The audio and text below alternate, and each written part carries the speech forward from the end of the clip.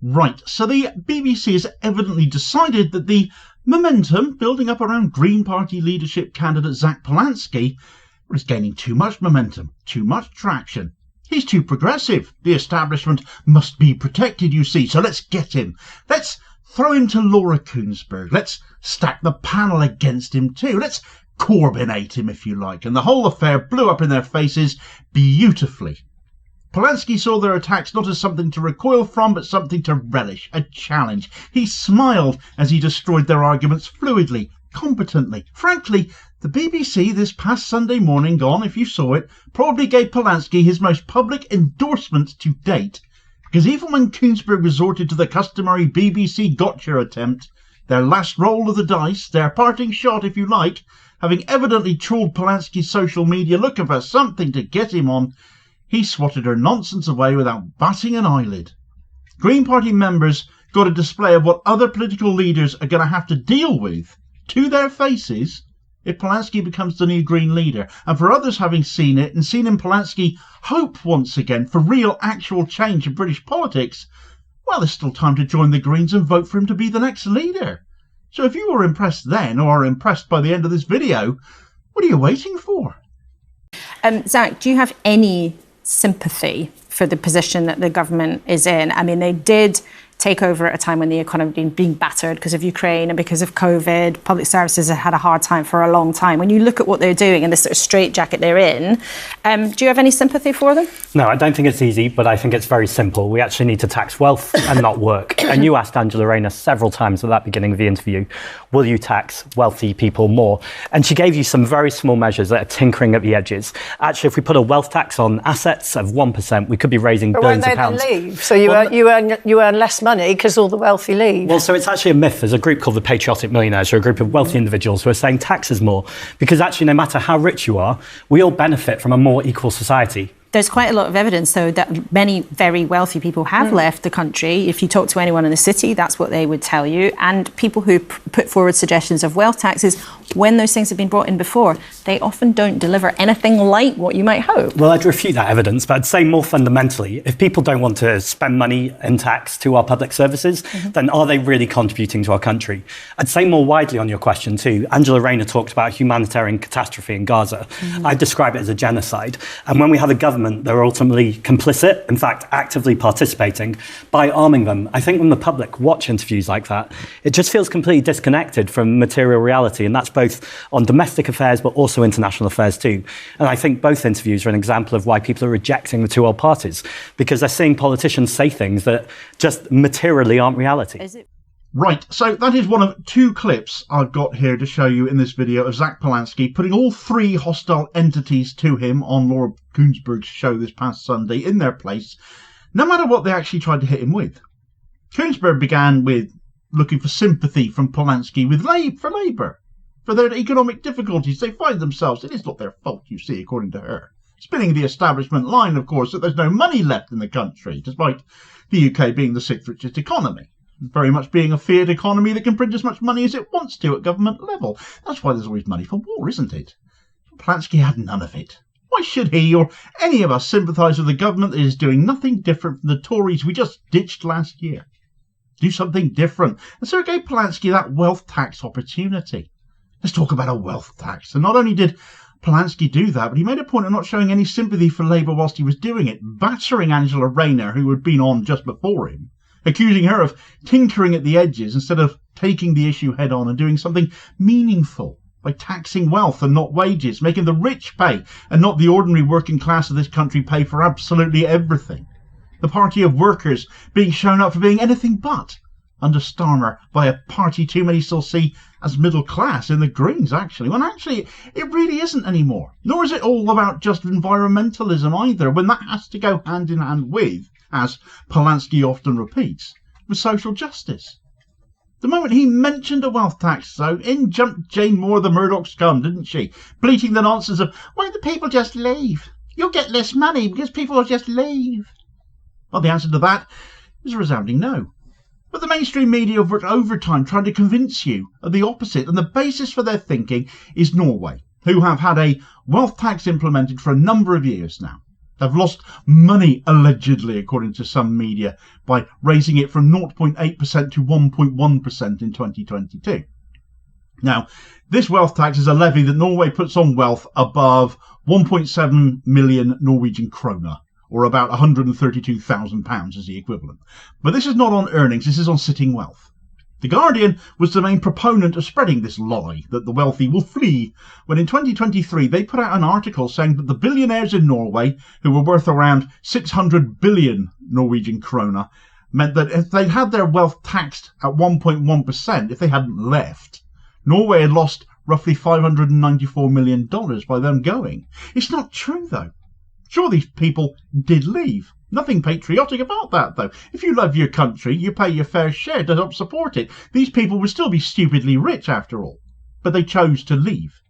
But the thing is, Norway didn't lose anything like what was being claimed. The Guardian claimed of 600 billion Norwegian kroner being lost, that's how much wealth had gone out of Norway, was an estimate on their part. Yet Bloomberg tracked down the actual figure, and they did so at a Q&A press conference that had been given by the Norwegian Minister of Finance, which discovered the amount of wealth that had left was just $4.3 billion. Heck of a drop from the Guardian's claims, therefore. If that is all that went, then by doing the math with the new 1.1% tax rate of the wealth that was still in Norway, then what you actually see is that Norway's wealth tax actually brought in an additional $100 million rather than losing the hundreds of millions that the Guardian apparently claimed. Here's a graph that was produced by Norwegian think tank Sympathy, showing very much an increase in tax receipts 2022 to 2023. Oh dear, that didn't go well then, did it? Alongside Palansky and Jane Moore, though, the BBC had also invited Imran Ahmed, the CEO of the Centre for Countering Digital Hate, the CCDH, and a known staunch defender of pro-Israel positions within the Labour Party. He's worked for Angela Eagle for a heck of a long time. If you can remember the Brickgate scandal, he was behind that. Well, with Palansky, a British Jew who has been calling out Israel's atrocities in Gaza, Ahmed's inclusion on the panel was no way a coincidence. No way can it be seen as such. The BBC has long faced criticism for systemic bias in favour of pro-Israel perspectives, a bias that has only intensified in the wake of the Gaza crisis. Ahmed's appearance ensured that any mention of Gaza would be instantly countered, therefore, or attempted to be countered, as the case was, by someone who could parrot the familiar moral relativism that seeks to justify or downplay all of Israel's actions. But Palansky wasn't going to go and miss a beat there either. Palansky's forthright condemnation of Keir Starmer's complicity in the genocide in Gaza was one of the most searing indictments of establishment politics heard on national television in recent months. With clarity, with resolve, he articulated a position that many progressive voters share but rarely see represented in mainstream media. That the UK's unwavering support for Israel in the face of all the overwhelming evidence of Israeli war crimes is morally indefensible. And unlike most other politicians, Palansky can call a genocide a genocide. Ahmed's attempts to reframe this issue just fell flat. Rather than floundering under pressure, Palansky seems to be at his best when he's put under pressure. He used the moment to highlight the cowardice of mainstream parties and the moral vacuum in foreign policy, particularly that of Starmer's Labour. So with everything else having failed, Kuenssberg pulled out the gotcha attempt. Was it a mistake for you to share that video? This is the same question as kneecap right now. Ultimately, art should be protected. I'm asking you a question. It was a poet giving a poem. This isn't a political statement. It wasn't something I agreed with. This is a poet asking questions within a poem. I think we need to defend artists' free right of expression.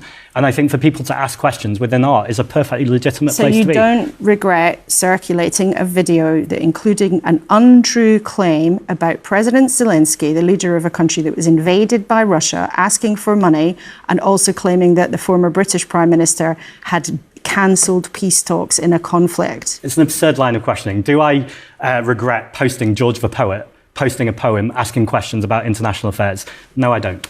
That the most transparently orchestrated attempt to undermine Palansky came from Kuenssberg herself is probably not going to surprise many people at all. Where did this story come from, for heaven's sake?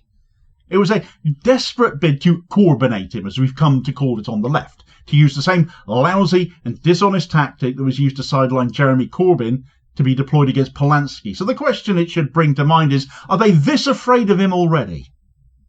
Having clearly scoured Palansky's social media to find this nugget, Kuenssberg confronted him over his sharing of a poem. Whoa, that's terrible, isn't it? That's a criminal act, sharing a poem.